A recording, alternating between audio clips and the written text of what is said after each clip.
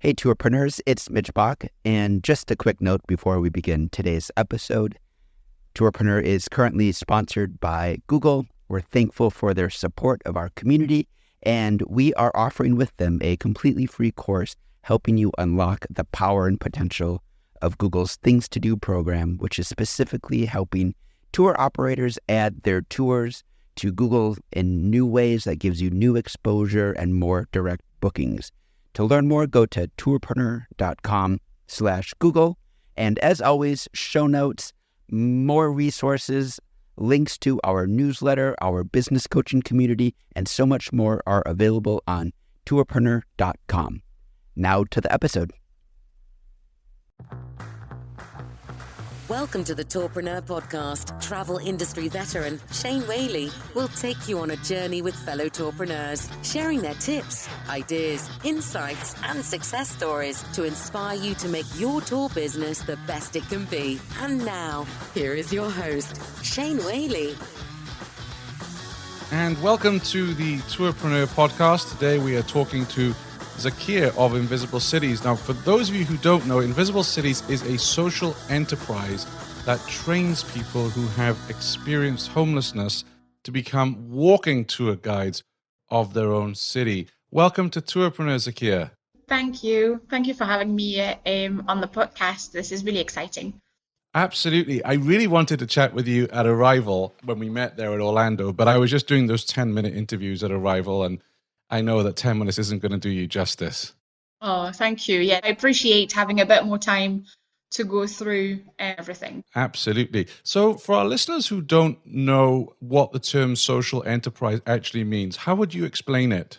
So social enterprise, I think, depending on what country you're in, can mean different things, but at least certainly for us in Scotland, it's a hybrid of two types of organization, a charity or an organization led by a social mission while doing business. So Invisible Cities being a social enterprise, it means we are a business like any other type of business. We trade, we make profit, we pay business tax and all of this. But at the same time, everything that we do is around social impact. So we support people and we put 100% of our profit into the social mission, which in our case is to support people who have experienced homelessness and break down the stereotypes that exist around homelessness and support our wider community. So it would be an in-between between a charity and a corporation.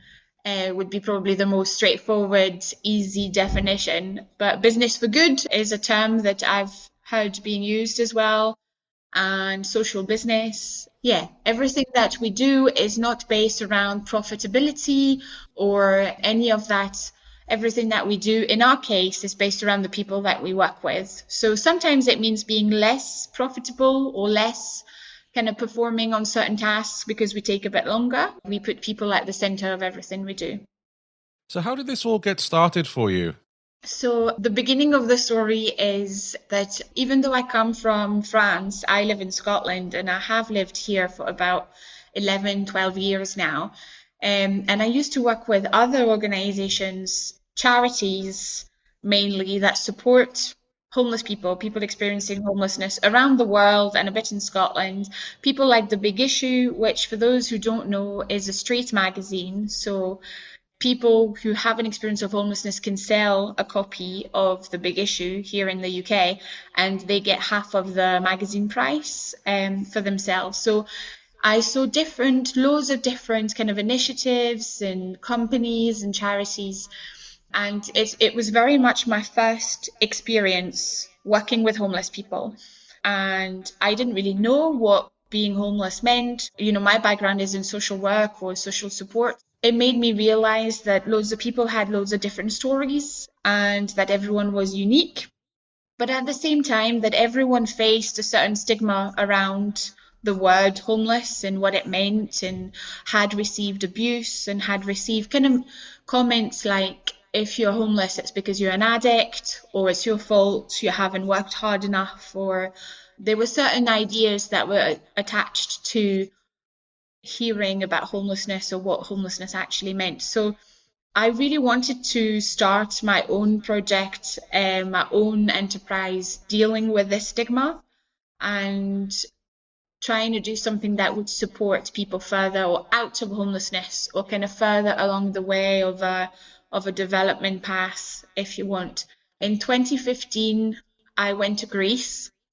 I have very good friends who stay there, and some of these friends work for a street magazine there. And as well as the magazine, they also gave you tours of Athens. So that was very much the first inspiration for me. And I always use them as the kind of source and example.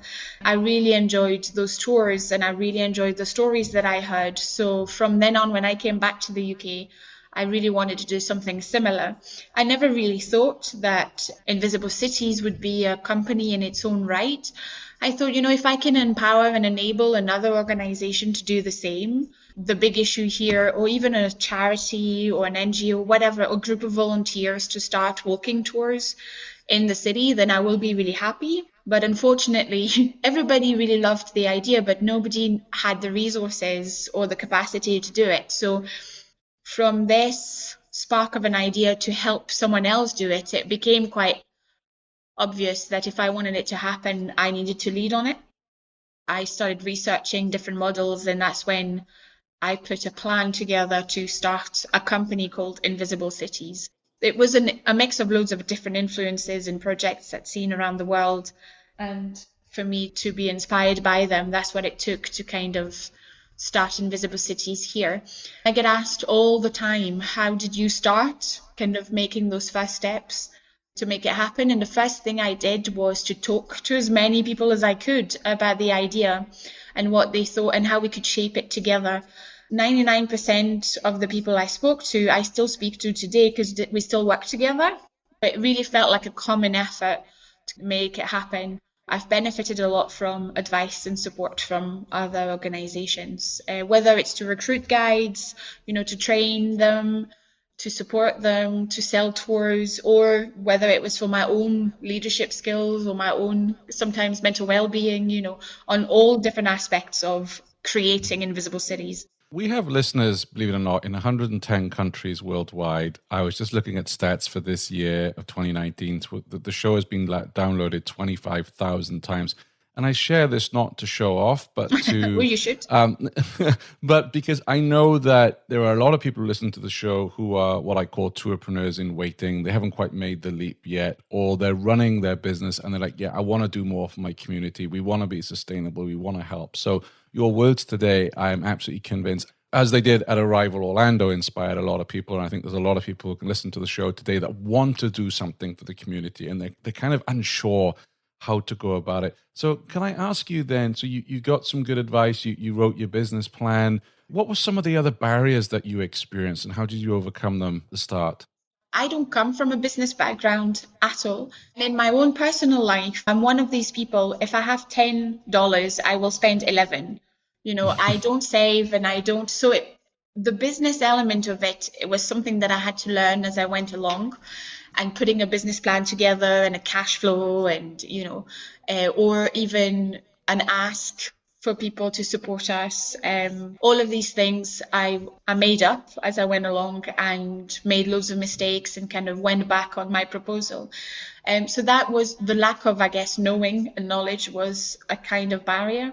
And then I have to say that in Scotland, the entrepreneur world is very collaborative, very nurturing. I was really lucky to be in a place where I was encouraged to do more and supported. The first barrier, which I think is maybe one that some people think about straight away, is the funding. Where do I start? What do I do? I need to build this thing up.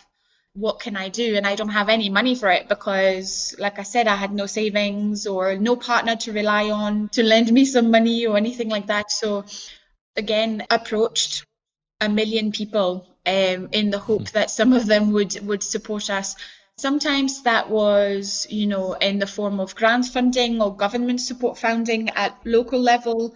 And sometimes that was big corporations. We were lucky that Edinburgh Airport had a community fund, and they supported us very, very early on. I didn't even have a bank account when they agreed to give us a small grant, so I had to make them wait until I had opened a business account. So that was great, because all of a sudden I had a bit of cash to spend on leaflets and a bit of website development and online marketing and the things that you first kind of need. But the best piece of advice I got was just go and do it. I had started I always use it as an example. I had started doing a survey, one of these things, asking people, how often do you go on tours and how much are you willing to put in a tour, and all these things. I shared that across all of my friends and family, and people were starting to fill it in. Then I spoke to Craig, who's my ex-boss and still to this day a great mentor of mine. I said, oh, what do you think about that? Would that information be valuable for anyone wanting to support us in the future? And he said, no, drop it. I don't want to hear any of this. I just want to go on a tour. If you want me to invest in you or support you, fund you, I need to see what you're doing. The only way I can see is by going on a tour and get a feel of that experience. So he said I would drop all of this and just start working on actually making it happen, start recruiting people, even if it's just one, and then have your first tour, and that will start the ball rolling. And he was right. I think the minute we had our first tour, it was a lot easier for people to understand what we do, how we work, who we are, to get a feel of the company and of our ethos. So maybe a big barrier was the lack of confidence, or that final push to go and do it, and all of a sudden not sell the idea anymore, but make the idea happen. Once we had that first round of training and that first tour on the ground, then things changed. So how did you go about recruiting tour guides? In the first instance, I just spoke again to as many people as I could. Some of them thought I was crazy, but I had made all these connections with charities, soup kitchens, organizations that support people with an experience of homelessness in loads of different ways. So instead of speaking to the people in charge of these organizations, I spoke to people who were benefiting from these organizations, and started recruiting a first group of 4 people for our first round of training. One of them, Sunny, is still with us today, so he's doing well, and he's actually going to be speaking at Arrival in Berlin, so that's really exciting. But I was incredibly lucky that these people stuck with it, and it's a bit like you take a bet on it as well. I just went to loads of events and loads of different things where people were giving out food or, winter hats, and said, would you consider being a tour guide? And what was the response like, Zakia, because that's a random question to get from a girl that some of them had never met before. Some of them were like, absolutely not. No, like, what is this? It's a crazy idea. And some others, like a Sunny, for instance, were like, absolutely, I love chatting to people. I've got great chats. I can do this. And I really tried to also be really honest with it, and say, you're not going to become a millionaire out of this, because you're only going to do as many tours as we're able to sell. And we're only starting. And so I tried to set expectations from the very, very start. But they really took it on. And for those who decided to do it, kind of really put themselves into it, others were like, no, it's not for me.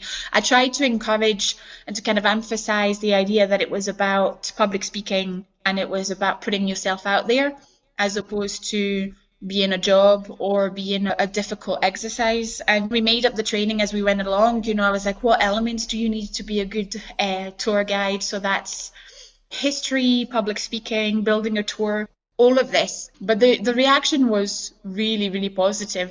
And recruiting guides in any given city is the hardest thing, I think, because when we did the same in Glasgow, and we organized 2 rounds of training, and nobody turned up.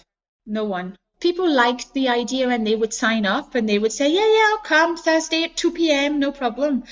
And then on the day, nobody was there. So I had to knock on doors and say, why are you not here? And people were like, oh, I'm too busy. People committed to the idea but didn't commit to the thing. And all you need is one person to actually do it. And now I don't know if it's the same everywhere, but in our communities here, you know, people who are experiencing homelessness, it's a really tight group and community, and people know people from different events and things. So they'll now in Edinburgh, for instance, we don't recruit. People come because they've heard it from our own guides or our own trainees, or so that takes care of itself. But I always try to be really honest in everything that I do, and I think that's how people reacted. They were like, okay, I get what you want, and no, it's not for me, or yes, I'll give it a try. What I particularly admire in you, Zakia, is that honesty. And, you know, when I heard I actually was unable to attend the session because I was interviewing, but I watched the video that Arrival kindly put out. And you said, to quote you, bloody hard to train tour guides. And I really love that authenticity because, you know, a lot of us want to do things in the community, but, you know, it's challenging. So not coming from the tour world, as it were, how did you come up with a curriculum of things that tour guides would need in order to make the tours successful? It's the biggest question of them all, I think. So again, I made it up when I started. I had approached another organization that does a lot of educational things because it was really important that the guides or the trainees, even though they didn't end up becoming guides with us or touring a lot or doing a lot of things, would gain certain things from it. They were investing their time and their energy into this, so I wanted them to come out with something useful. I had approached another charity and we took on some of the modules they already had, which was customer service and public speaking. We watched a lot of TED Talks, for instance, in the first few days. And that changed as we continued moving forward, as also we got a better understanding of what a tour actually was. And we went to other professional guides and said, what do you think we really need? And I remember somebody saying, you need to learn how to cross the road. And as a French person, I just have no rule when it comes to crossing the road. I'll just cross anywhere at any time because I own the road, you know. So you can't do this because you're in charge of a group, you know, just very practical things. And as people came on board to support us, really shaped that training program that we have now. And then that was through professional guides, like I said, or also corporates, other companies that came on board and said, have you thought about delivering something around travelers' experience and what that means, or how reviews work? So it grew as we grew along, and being flexible was really, really important. And a big part of our training is that our tours are scripted by our guides themselves. They tell their own stories in their own words, and that was really important. Again, it was a decision based on what we wanted to do socially, because we didn't want to give stories that were not ours, that was mine. What I mean by that is I didn't want to put words in their mouths. So it may all be good in the world that I want to break down the stigma around homelessness, but if they don't want to talk about their personal experience of homelessness, that's totally fine. It was important that we respected that. So that came through empowering them to do this, and for people to be comfortable enough to script those. So working in collaboration with others is what shaped our training. So in countries like Scotland, it was the Storytelling Centre and other guides, university teachers or tutors, you know, who came on board and were passionate about one thing, and they were kind of passing that passion along. So that's what really helped. Never miss an episode of the show. Subscribe at tourpreneur.com/subscribe. How helpful were the Scottish Tour Guide Association? We haven't really worked with them in depth. So we have certain different types of guides here. And when you're a Blue Badge guide, which is a very in-depth training, you have to do other tours as part of your curriculum.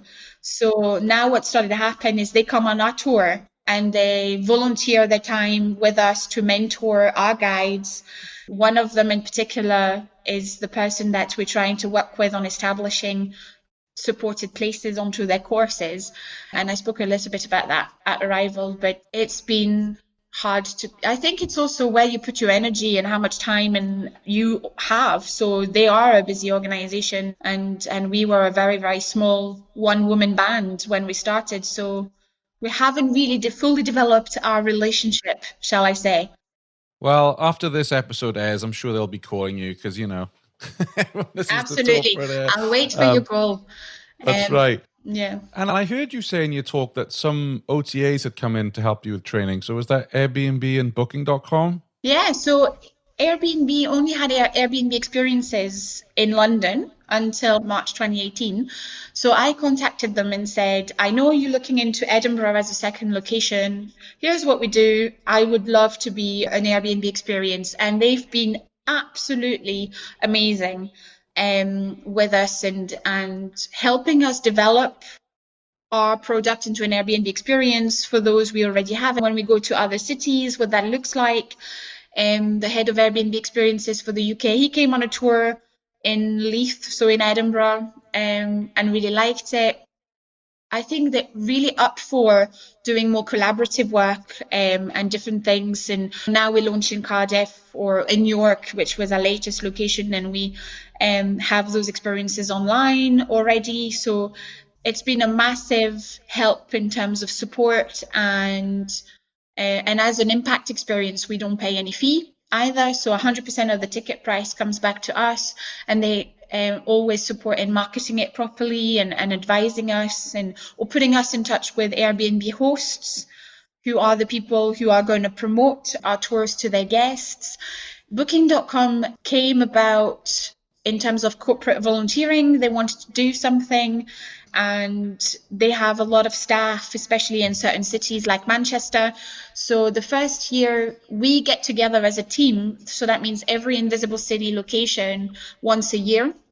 And we started this last winter, so in Edinburgh, because it was home and it was easier. And we met again this year in Manchester. So last year they came and delivered something around customer reviews and travellers. And how we cater for them as opposed to any other customer relationship or customer service situation. This year in Manchester, they welcomed us for the day in their amazing training venue, really looked after us so well, and did a lot of things around conflict resolution. So how do you deal with more difficult customers? About confidence building, and their staff delivered that to us. And they really want all of their staff to come and volunteer, but I was like, unfortunately, I don't think we can manage all of that. But whenever we need something, we have a telephone number we can call and say, could we maybe look at developing something together? We were talking about doing something around leadership for our own team by some of their senior staff members. So again, they're pretty open to collaboration. And that's amazing coming from such big companies as well. It goes back to what you said at the start of our conversation, though, without getting political, because I think we've all had enough of that the last few weeks. But the capitalism, the economy, our systems do come in for a lot of, sometimes quite rightly so, criticism. But there are businesses like yours and Airbnb. I wasn't aware of the impact program till you mentioned it at Arrival. I thought, wow, how cool that you're getting 100% of the ticket. Wasn't aware of that, and Booking stepping in and helping you. And there are organizations out there that really, not just paying lip service to helping in the community, but actually committing resources, money and people to help. So it really warms my heart when I hear stories like this. I really believe that people do business with other people. So they don't do business with other businesses. So when they come and speak to us, and that's why, again, going back to honesty, I try to say, no, I can't manage 4,000 of your staff members coming and volunteering. No, we don't need another webinar on doing this because we don't have the capacity to implement it. But what we really need is a couple of people coming on half a day to support us with that. I think with anyone out there trying to engage with, whether it's a big company or any other, I think anyone else or anything else, if you give clear direction, it's a lot easier for them to say, yep, okay, I'll do this, no problem, I can do this. Because it's a bit like, you see the scripts and you know whether or not you can fit within that. So for Booking.com, we were able to say, we need a half day and those are the skills we need developed. What do you think? And they were able to come back and say, yes, okay, that's how we'll develop it. And I think there's a a lot of eagerness and willingness to do that and to do something good as well, in a way that's easy for them, because ultimately for their staff, it was only half a day. And it was a fun day because they were not behind their desks and they were doing something a bit different. So, it's a win-win. Absolutely. I want to take you back to, if I may, the very first tour. I presume you went out with the tour guide, the very first tour that you put on. What was that like for you? I didn't go on the first practice tours. We had a team of volunteers at the time, including my sister, who gets dragged along in everything that I do. She went on the tour and she gave me a pretty honest piece of feedback about it.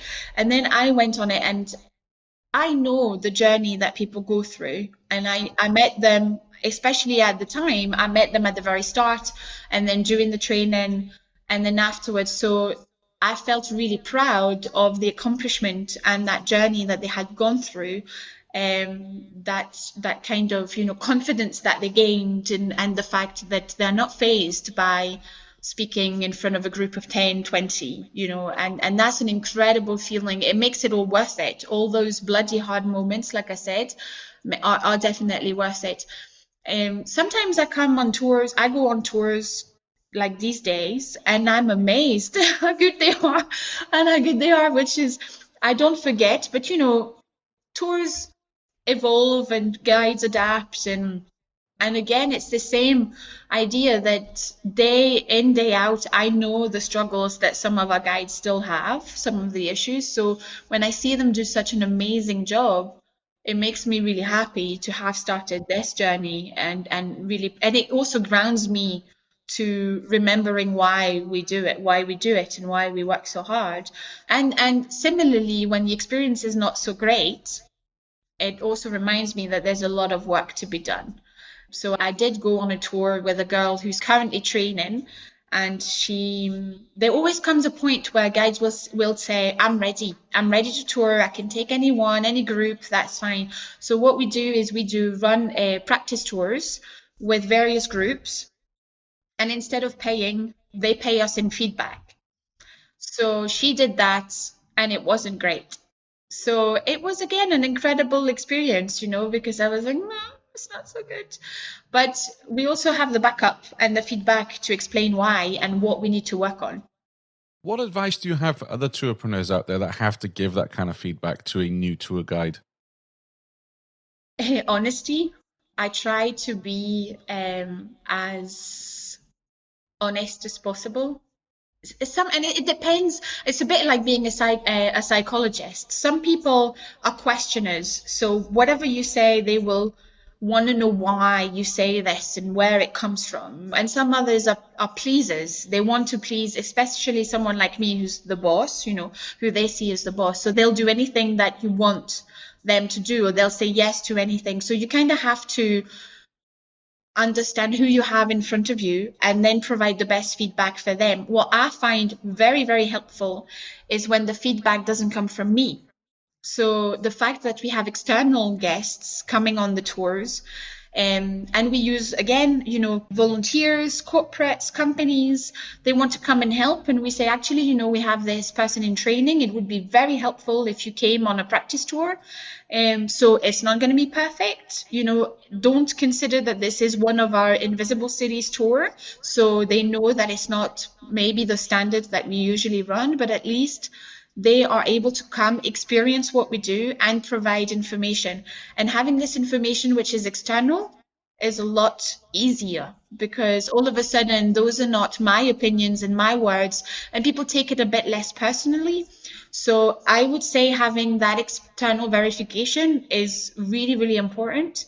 And comparison. A really big thing for us is tours go on each other's tours. So they're able to say what people are good at that they may be not as good as, maybe somebody has really great jokes, and so all of a sudden they're like, oh, maybe I should include more humor in what I do. Others retain dates a bit better. Everybody gets to see what their personal skills and strengths are, and that's really helpful as well, because they inspire each other. So you were achieving some success in Edinburgh.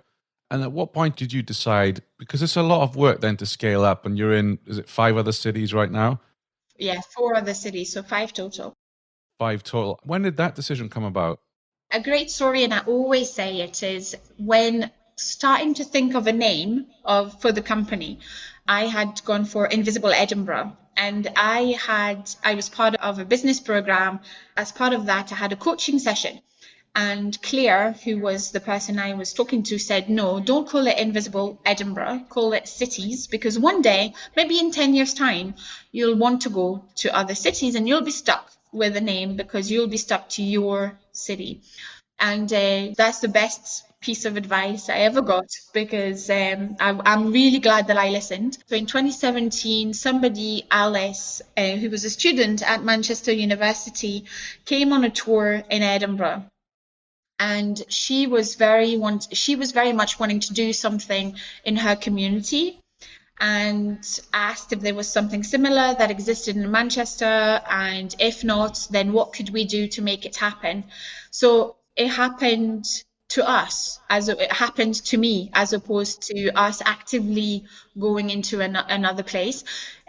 She volunteered on making Invisible Manchester happen for a whole year before we were able to get a bit of grant money and a bit of funding to kind of start things rolling and to employ her.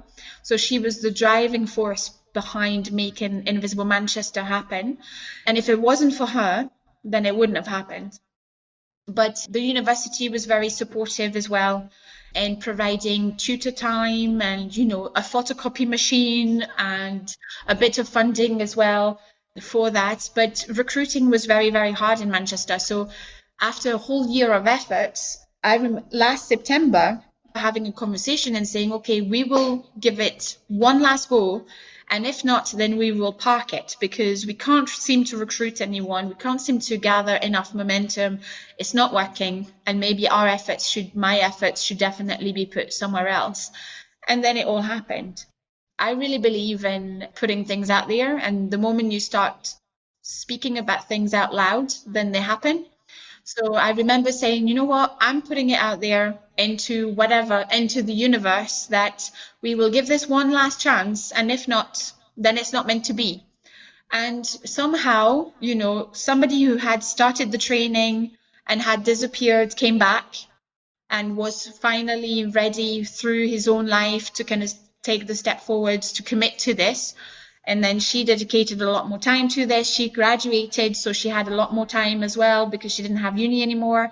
So there were a lot of things that fell into place. And through that, it really kind of took off. And the moment you have one, it's easier to have 2, 3, 4, because people feel inspired by that. So they want to come on board and create Invisible Glasgow, Invisible York, Invisible Cardiff. You just need the one. Same with the guides. Well, like I said before, all you need is to find one person to inspire the others. It's very similar in replicating and scaling to other places.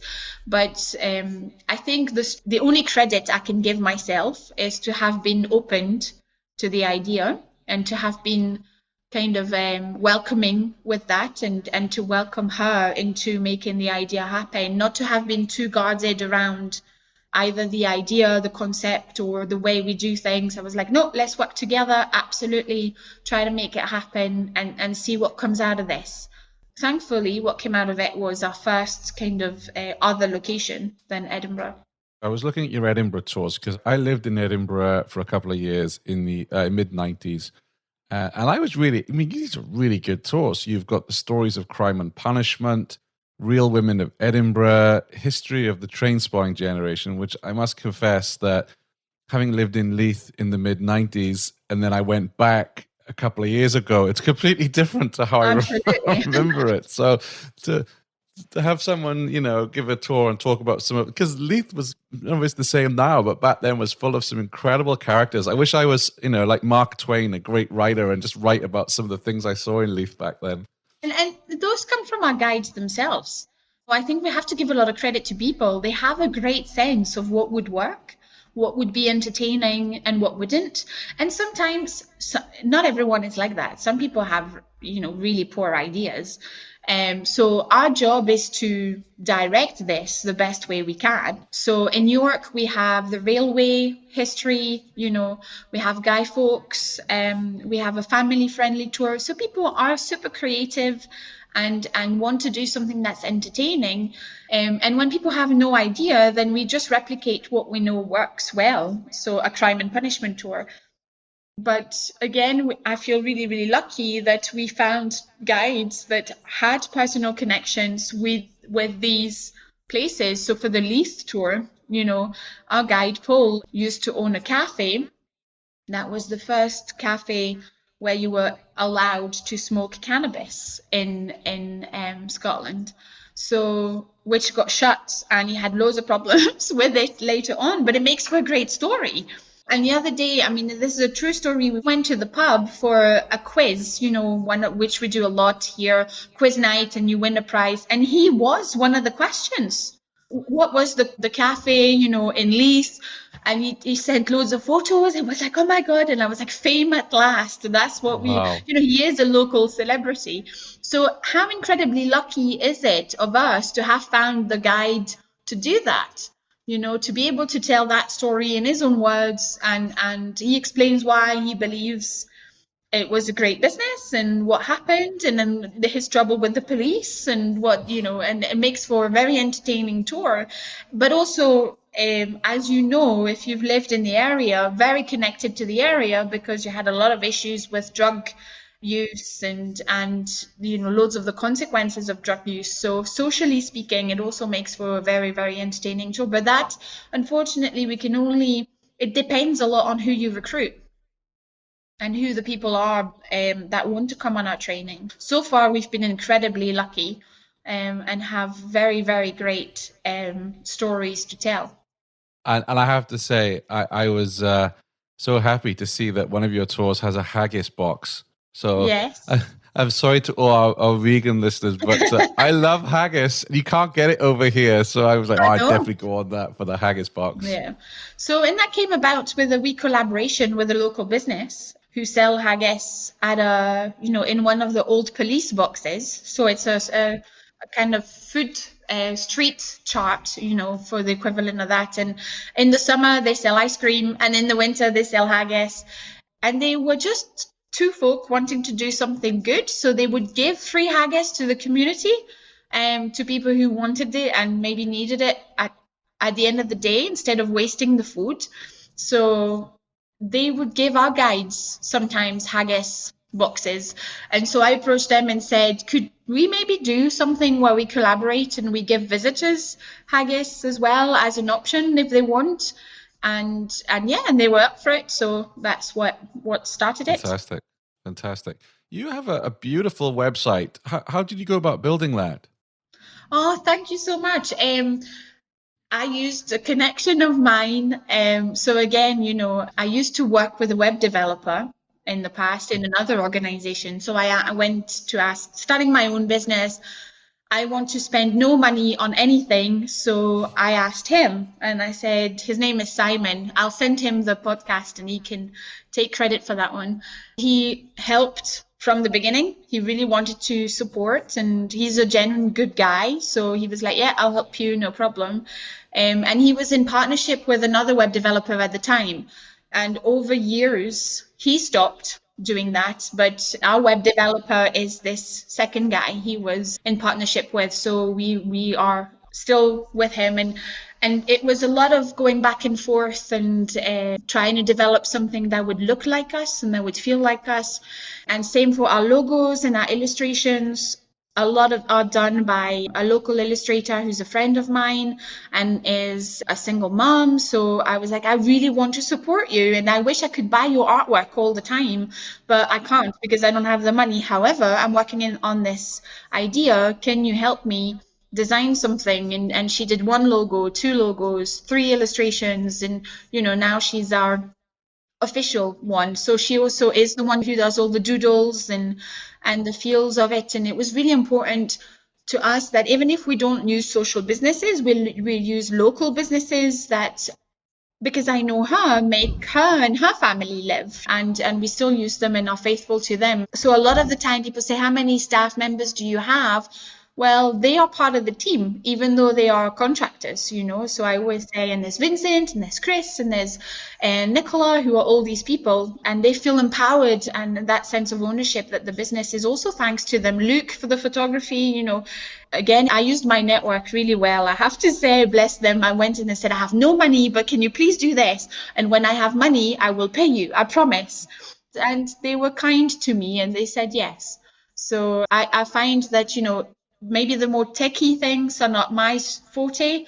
So working on a website, you know, I don't understand a lot of the things. So it's important for me to work with someone who gives me the time and space and explanations around it so that I know how to navigate this. So they all have been like that.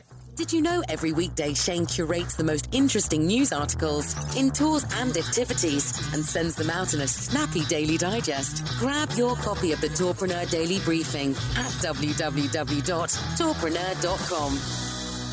And in terms of working with Fair Harbour, who I understand you partner with for your online bookings, how long have you been working with Fair Harbour for? Not long, since September time, I want to say. So that's a big mistake that I made, is thinking that because we were different and we are a social enterprise and, you know, we needed to have our own booking system. So one of the pieces of the brief to our web developer was to build our own booking engine in the back end. So you can imagine the amount of work and skills and all of that was needed. And he did a brilliant job, but a lot of the things took a long time and didn't work, and took a lot of attempts for us to realize what we actually needed. So we invested a bit of money into that, and time and effort, and obviously, and then I realized actually, you know, they are great systems out there. I don't need to reinvent the wheel.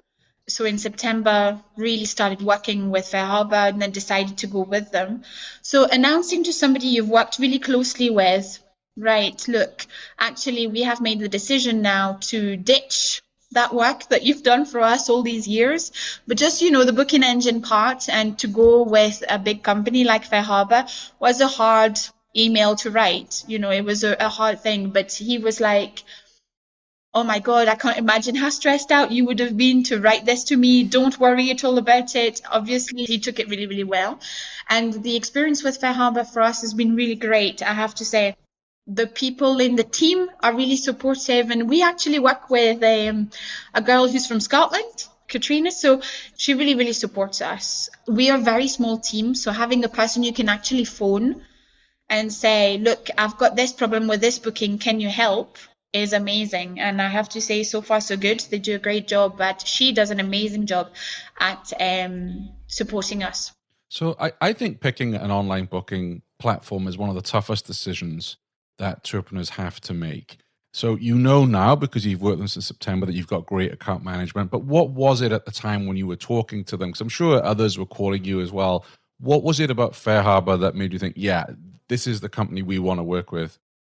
I think the personal relationship, people doing business with other people, everyone that I spoke at Fair Harbour in that process of choosing what booking platform I wanted was incredibly helpful and understanding and wanting to support us, even in the things that make us so different. So, you know, sometimes we need to cancel tours and we need to or cancel availabilities at short notice and things like that. I wanted to know how easy that would be for us. They were quite understanding, so that was a massive bonus. Another element for us is we priced our tours quite low when starting and have had to go up and up and up and up a little bit. And there are still some conversations within the team whether or not we should charge more. So I was like, I don't want to add the fee within the price that we indicate. So their pricing model also was a big part of it.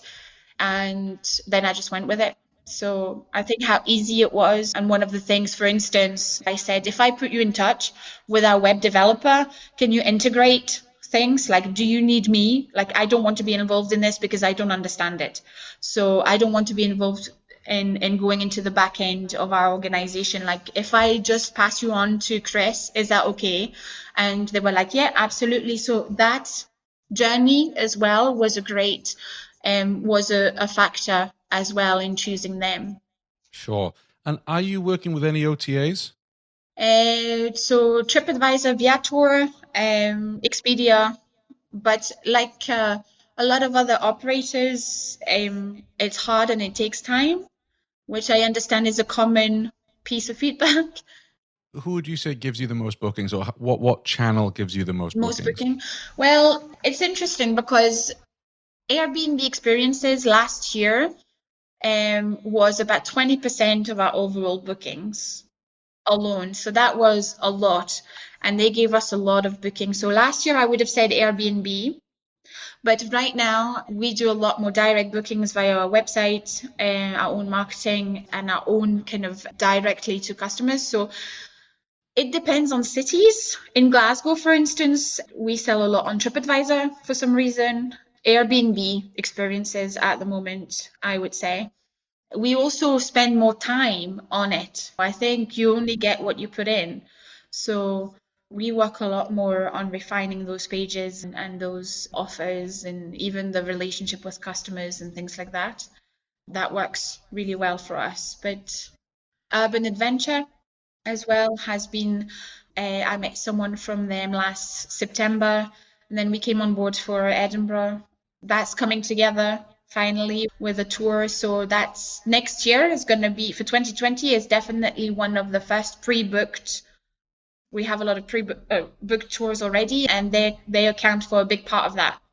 Through Urban Adventures? Yes.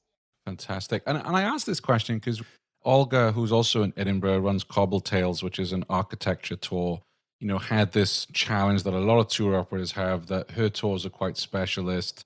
And, how does she work to get her tours discovered? If someone's in Edinburgh, they do Royal Mile tours and Whiskey Trail and stuff, but they don't know there's this architecture. And I imagine it's the same for your Leaf tour, for instance. I think this is the big challenge throughout, that people look for those kind of lighthouse products in a city. So very intrigued to hear how you're becoming discovered by people who are visiting Edinburgh, for instance.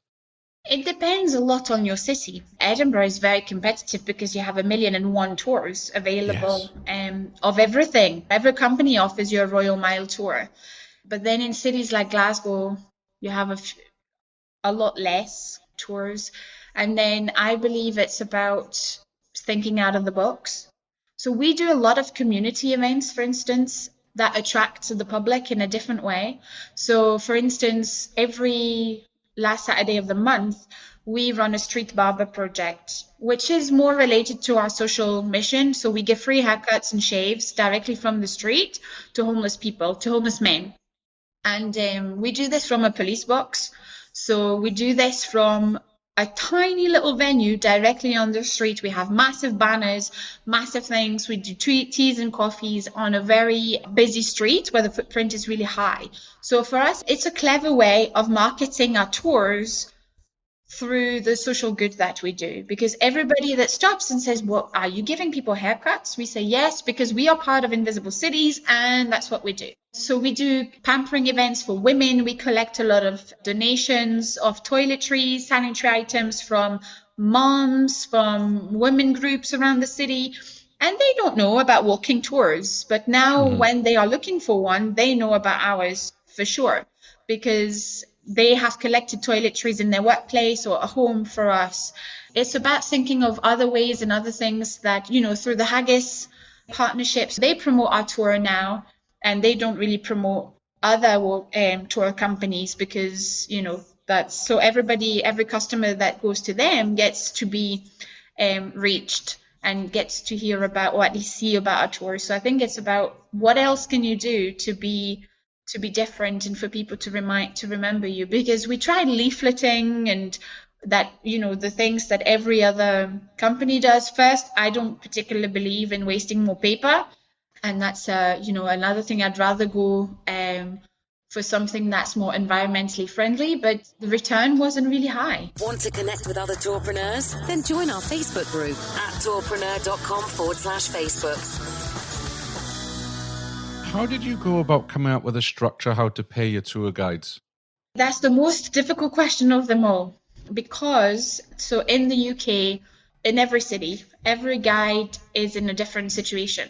Some people have state benefits, some people don't have anything, some people want to be employed and on the payroll, and some others don't. So we go on an individual basis. So depending on what the guide wants, then we'll go with that. We had support from a law firm in terms of employment laws and what was possible, what wasn't possible, what was, more beneficial for people. So we have guides who are self-employed.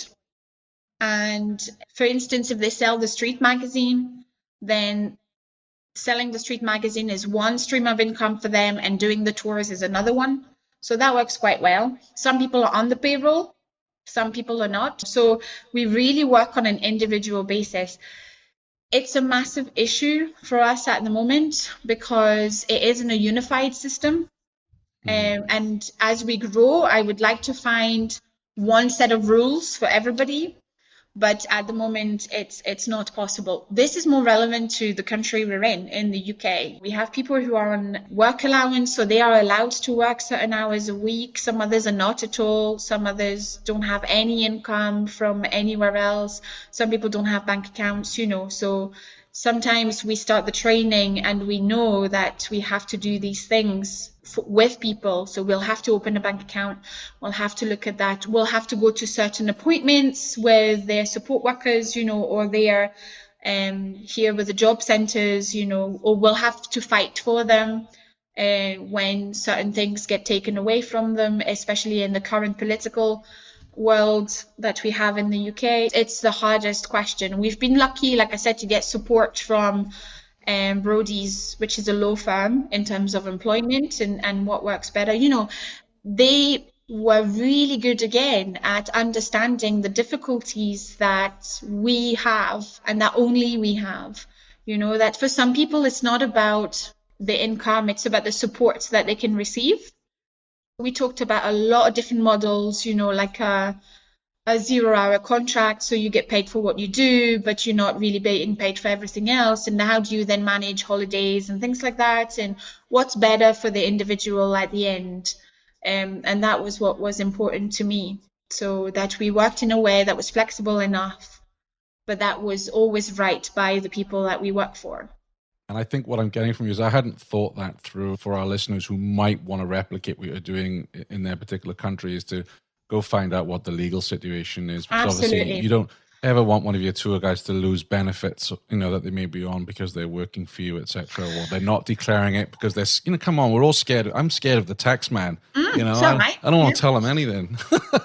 And ultimately, it's also this fine line between support and doing everything for people. Yeah. You have to own your responsibilities within your life and so make the decisions that are right for you. And sometimes that decision isn't to go and work, or I think it's everybody's different, and like you say, it's finding the right. Some people prefer to volunteer, and that's okay, but then we need to support them into gaining employment, full-time, part-time, if that's what they want. It's the hardest question of them all. I know legislation is different in different places, so having legal support is really important. But even with legal support, it's such a mess, that it's such a complex area that, when you have people who are self-employed and need to do the tax return, and when literacy is a bit tricky, then how the hell do you do tax return? I was self-employed in the past and I found that quite hard.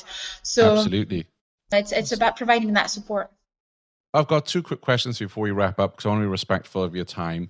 First of all, so you work incredibly hard. I know you're motivated and inspired, but you must get low points as well, where you just think, what am I doing? How do you keep yourself motivated? So, who motivates you? Who inspires you?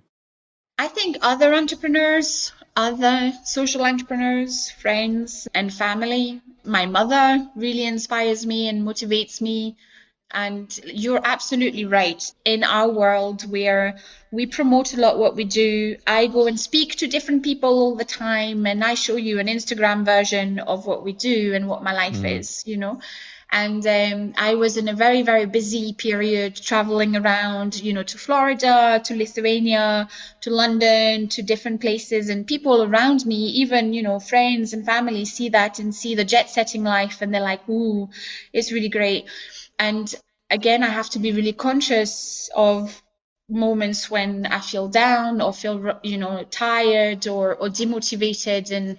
And I think it's talking to others who feel the same, make me feel not alone.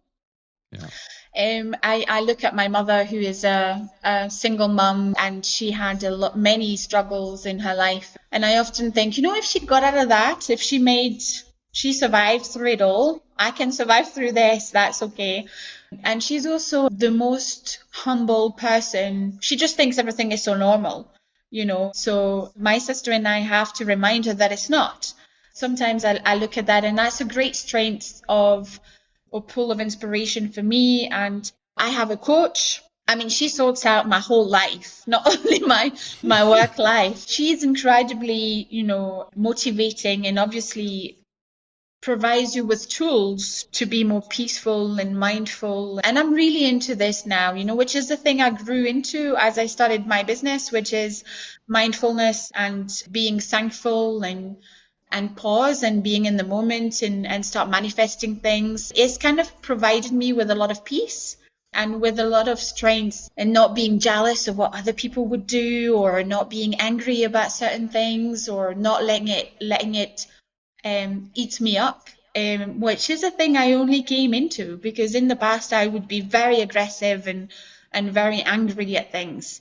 So I think whatever, for me, that really works. Now I'm trying to, I was in, like I said, in a period where I was really tired, and I realized that I hadn't done any mindfulness or anything in at least a couple of months. So I think I really need to go back to that. I think what I'd like to do later this year in 2020 is to have a roundtable on the show about this subject, because there's a lot of stress in using mindfulness. And I think a lot of tourpreneurs have tips and techniques and podcasts and apps that they can recommend. And I'm very big into our mental health. And I'm really hoping a lot of our tourpreneur listeners take some time out during Christmas, if they're not running tours, of course, just to relax and recharge the batteries and like you say, live in the moment and be appreciative of it. So we'll do that later this year. My final question for you is, building up a huge amount of experience in the field, in the trenches, in what you're doing. And I heard at Arrival, a lot of people came to my booth and they were like blown away by your talk. And they're like, yeah, we want to do something like this. We want to give back. We're not sure how.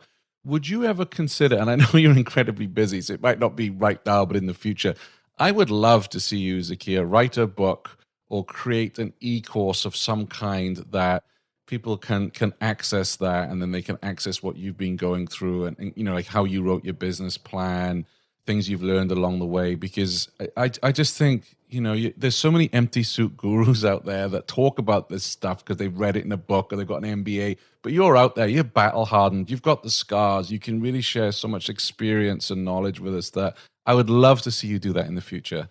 Well, that's a brilliant idea. So here we go. I think you and I can keep talking about this because I would love to see where that goes. I think, again, thank you so much for thinking all of that and saying all of that out loud. I think a lot of people say, oh, you're really generous with your time and what you think and what you believe in. And I really believe that ultimately I only got to be confident enough to start my own business, to go out there and do it, and to learn the things I learned because others told me that it was okay and supported me into doing this and taught me along the way. So if I can do the same for other people, whether that's, the other tourpreneur to take time off and not work, on your business in your holiday home, but to actually have a holiday.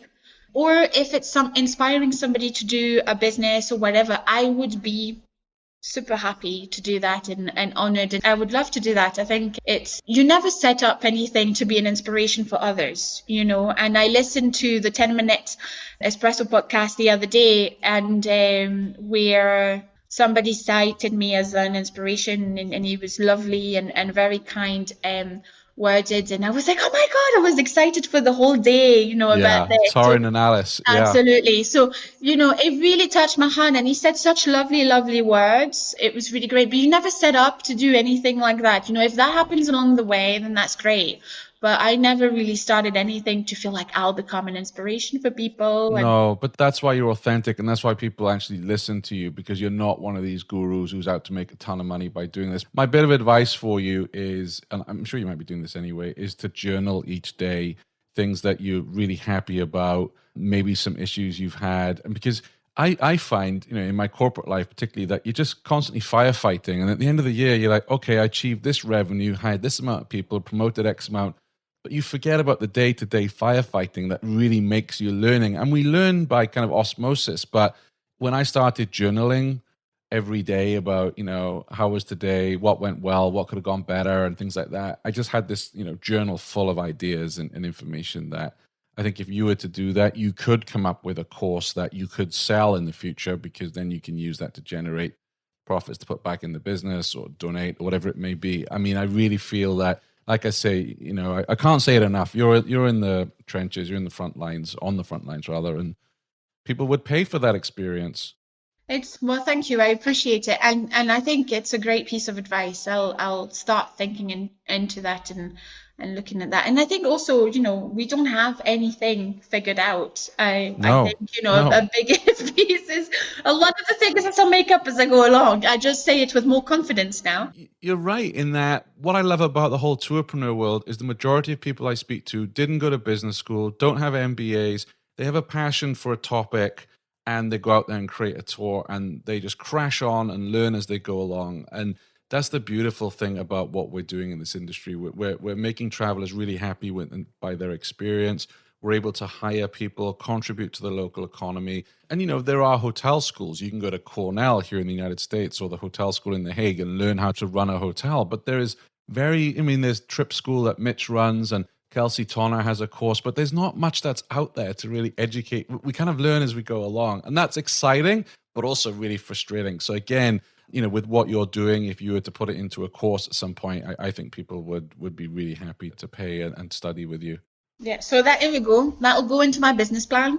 Fantastic. From now on, a new stream of income. Yeah, absolutely. Excellent. And as we wrap up, I would urge all of our listeners to help Zakia by going to invisible-cities.org and retweeting to your followers, Instagramming, Facebooking. Let your friends know, particularly any who are going to the 5 cities that Invisible Cities are operating in, that these tours are available. And not only are they really fantastic experiences, but putting your money towards good. Yes, absolutely. Fantastic. Well, Zakia, I thank you very much for coming on the show. Will you be at Arrival Berlin? Yes, I will be. Look, like I said, one of our Edinburgh-based guides, Sunny, is going to be speaking. So It won't be me on the stage, but I'll go along with him, and I will attend the whole conference. So will you be there too? I am hoping to attend, yes. Okay. So I look forward to seeing you there. Maybe we can have a little catch up as well with you both for the show. Perfect. Yeah, absolutely. Wonderful. I would love that. Thank you so much for having me and all the very inspiration to do more things and the interest and support. Thank you. Thanks for listening to the Tourpreneur podcast. Be sure to visit tourpreneur.com to join the conversation and access the show notes, including links to the resources mentioned on today's episode. This is Tourpreneur.